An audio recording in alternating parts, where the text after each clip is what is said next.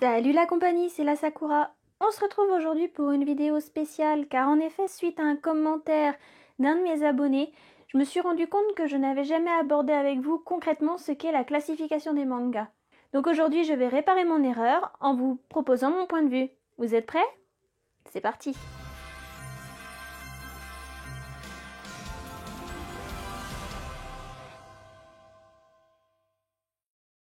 Alors, tout d'abord, la classification des mangas, qu'est-ce que c'est?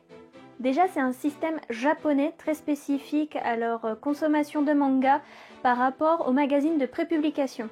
Donc pour faire simple, au Japon, c'est juste une façon pour eux de classer les mangas afin d'orienter leur lectorat et déterminer un public cible. Comme chez nous, on fonctionne pas déjà de base de la même façon, il est normal que beaucoup de problèmes soient rencontrés lorsqu'on essaie de comprendre ce système. À cause de cette différence, c'est un système assez complexe. En plus de ça, il est excessivement détaillé au Japon, d'où la multitude de termes employés pour classer les mangas en fonction du public. À la base, c'est quand même un système assez simple, il catégorise tout simplement en fonction qu'on soit un homme ou une femme, et en fonction de l'âge, car à chaque tranche d'âge, on ne lira pas la même chose. Vous remarquerez que jusqu'ici, je n'ai absolument pas employé le terme de genre. Pour moi, le genre et la classification des mangas sont deux choses bien distinctes. La classification va permettre donc de déterminer un public cible, comme je vous l'expliquais, alors que le genre va plutôt classer le récit en fonction de ses spécificités et des thématiques abordées, comme par exemple l'horrifique, l'aventure, l'amour, l'amitié, le policier. Donc le genre, je me répète, c'est vraiment pour catégoriser un type de récit en fonction des thématiques qu'il aborde. Et comme avec le temps la France s'est retrouvée comme étant le deuxième pays plus gros consommateur de manga au monde, il a été tout naturel de tenter de s'approprier le système de classement des mangas qui est fait au Japon via les magazines de prépublication. Sauf que nous, on a un problème, c'est qu'on ne connaît pas cette méthode de consommation. On consomme pas vraiment les mangas en magazine, nous, on consomme le produit fini. Il devient donc compliqué quand un manga qui est en cours de parution a été classé pour tel ou tel public, alors que, au vu de ce que l'auteur veut faire de son œuvre, ne correspondra peut-être pas finalement au magazine de prépublication où celui-ci a débuter sa parution. Je vais donc maintenant en arriver au vocabulaire spécifique employé pour classer tout ça, parce que c'est assez complexe. Je tiens à préciser cependant que je ne m'attarderai que sur le système de classification que l'on utilise, c'est-à-dire le résultat de l'emprunt que l'on a fait au système japonais pour se l'approprier. Je vais donc commencer par le terme shoujo. Alors le shoujo, il faut bien comprendre que chez nous, il n'a pas véritablement la même signification qu'au Japon. Chez nous, le shoujo est principalement compris comme étant la catégorisation pour les filles. C'est-à-dire qu'il va regrouper des thématiques qui ont des valeurs assez féminines. Quand je parle de valeurs, j'entends par exemple l'amour, la bonté, l'empathie, toutes les valeurs qu'on va considérer comme étant provenant des femmes. Dans cette catégorie, il est normal du coup de retrouver beaucoup de romances, je pense par exemple à LDK, Sawako, Killari, Love Hotel Princess, mais on peut également y trouver des Magical Girls, comme par exemple mon préféré Cardcaptor Sakura, Sailor Moon, Shugokara, Kamishama Karin, et encore bien d'autres. Mais également des histoires de princesses, qui ne se contentent pas juste de jouer les petites princesses capricieuses, comme par exemple La Princesse et la Bête, Yona Princesse de l'Aube, Shirayuki aux cheveux rouges, qui met en scène des princes avec une jeune fille pharmacienne qui potentiellement peut devenir princesse. Beaucoup d'œuvres sont catégorisées dans le domaine du shoujo dès en fait que l'on commence à aborder l'aspect sentimental, où on a de l'introspection de la part de l'héroïne, car généralement c'est une héroïne. Il y a quelques exceptions. Je pense par exemple à Mon Histoire Vraie, qui je crois est un héros que l'on suit tout au long de l'histoire. Vient ensuite le shonen. Alors le shonen, j'en lis, je n'en lis pas non plus autant que du shoujo bien entendu. Chez nous par shonen, on entend histoire pour garçons. Ça va être beaucoup des histoires d'aventure, d'amitié et de combat. Beaucoup de valeurs masculines telles que la force et la persévérance afin d'atteindre un objectif précis.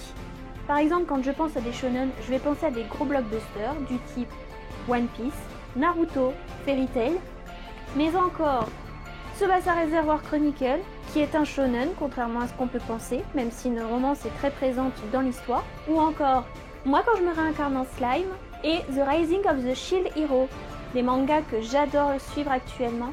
D'ailleurs, je pense également que Dr Stone entre dans cette catégorie. Donc là, je vous ai expliqué qu'on séparait déjà les histoires en fonction du genre, c'est-à-dire entre garçons et filles, shoujo shonen. Par contre, ça se complexifie encore plus parce qu'ensuite on va séparer tout ça en fonction de l'âge du lecteur. Je pense par exemple au kodomo. Le kodomo, c'est des histoires qui sont destinées à des jeunes enfants, je dirais d'environ 3 à 7 ans approximativement, sans réelle distinction de sexe, et qui ont pour objectif d'introduire les enfants à la lecture et au monde du manga. Je pense par exemple à Chi, une vie de chat, qui est un des kodomo les plus connus actuellement. Ou encore récemment, j'ai eu l'occasion de lire Les aventures de l'agent de détective Layton, qui est pour moi un kodomo. Et je vous mets encore d'autres titres qui vont suivre juste ici. Donc maintenant vous savez qu'il existe des mangas pour filles, des mangas pour garçons, des mangas pour jeunes enfants, mais il faut savoir également qu'il y a des catégories pour adultes. Le premier est le seinen. Alors le seinen, j'en lis pas beaucoup, moi je n'en ai qu'un dans ma collection et il s'agit de Holic. Il faut savoir que le seinen, c'est une catégorie qui regroupe toutes les histoires qui vont traiter de faits de société. Ça parle donc de sujets actuels. Moi par exemple dans Holic, je sais que ça parle d'ésotérisme mais également de sujets philosophiques comme la destinée ou encore le monde spirituel. Et tout ça dans un univers parsemé de magie et de folklore japonais. Donc c'est vraiment un genre qui va être destiné plus à une catégorie avancée de personnes, du fait que ce sont des sujets qui sont parfois difficiles à comprendre et qui nécessitent d'avoir un regard d'adulte pour les comprendre. Et après le seinen, en fait, on va rentrer dans des catégories où on va plus introduire des relations physiques par rapport à ce qu'on peut trouver dans le shoujo et le shonen. Parce que oui, dans le shonen, on peut rencontrer des relations amoureuses même si c'est pas le centre de l'histoire. Donc je vais aborder du coup le sujet du josei.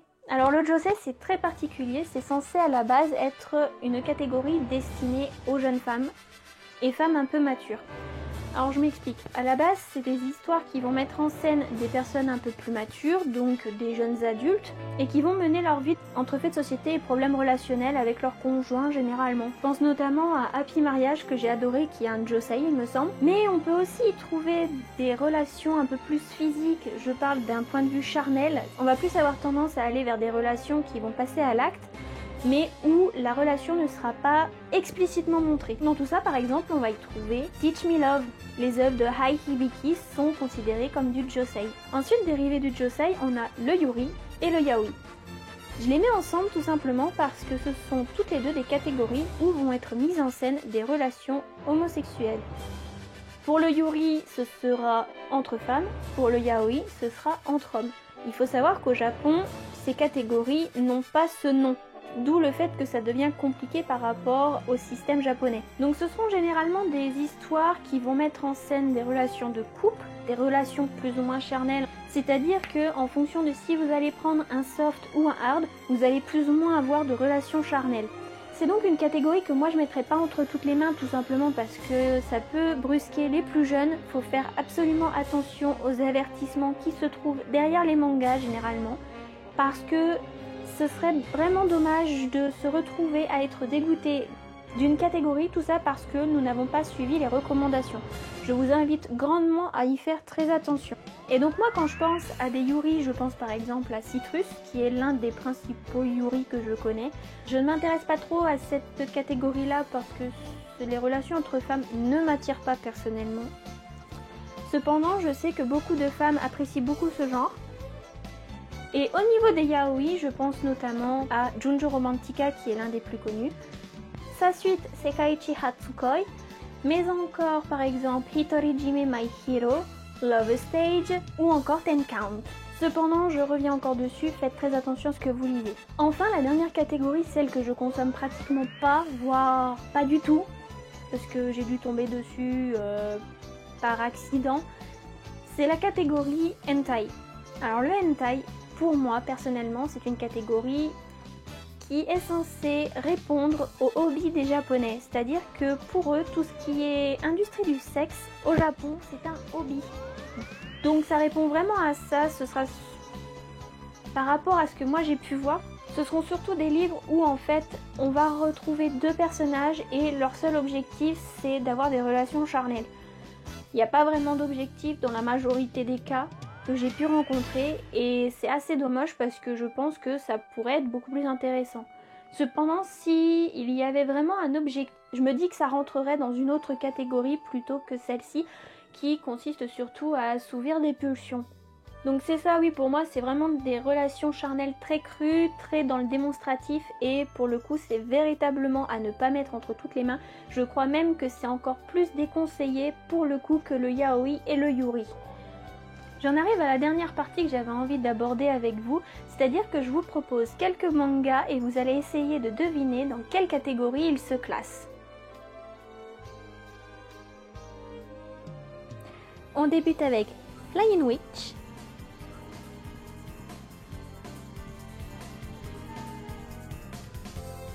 Celui-là c'est spécial comme vous pouvez le constater, c'est un shoujo en France mais un shonen au Japon. Moving Forward.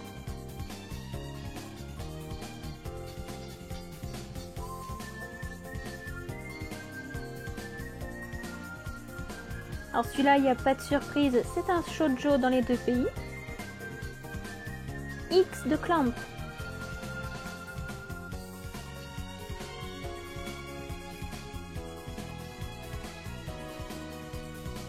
Contrairement à ce qu'on peut penser, c'est un shoujo. Love and Lies.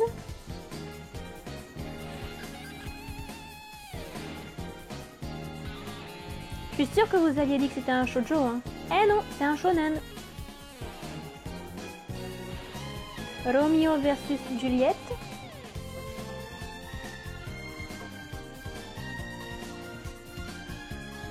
Idem, je suis sûre que vous avez encore mis un shoujo, et non, c'est un shonen. Enfin, La petite faiseuse de livres. Celui-là aussi il est spécial comme vous pouvez le constater. En France on considère qu'il est dans la collection shonen alors qu'au Japon c'est un shoujo.